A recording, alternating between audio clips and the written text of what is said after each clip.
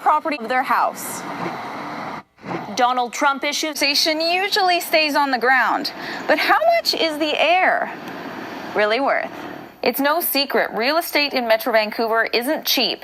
Now, a local realtor is looking up when it comes to single detached homes and explained in a seminar on Saturday what the price of air could really be. It's a single detached home like a bungalow. It's undervalued, it's underused. It's like a small 2-bedroom home.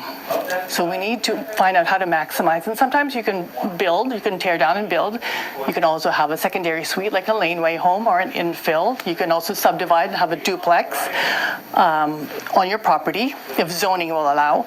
But if you think of a bigger picture, it's also another option is banding together with your neighbors in a land assembly collective.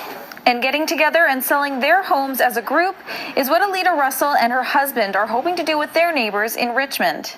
I plan to speak to my neighbors, like, with a little bit more knowledge now. I can go back to them, like one neighbor just said, like, look, let me know what's going on. And now that I've got the printed material as well, I can go talk intelligently to them and say, look, let's get together, let's do this. We can contact these people and, you know, whether it be these realtors or any other ones that are knowledgeable in the land assemblies.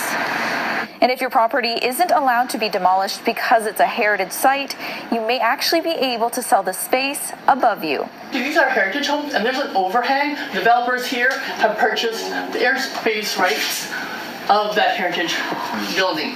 Okay. If it is a heritage home and they are a heritage building, for example, they can apply to the City of Vancouver to become a donor site, and they can basically sell their airspace rights to, say, another project, another developer, if it fits the criteria. So if they buy your air rights, they can develop their building in the same zoning area as the heritage home, and it counts as their square footage, which means they are permitted more density for that building. So if you are lucky enough to own your own home and you look up and you see nothing, that nothing could be a whole lot of something. In Vancouver, Ashley Burr, City News. Canada has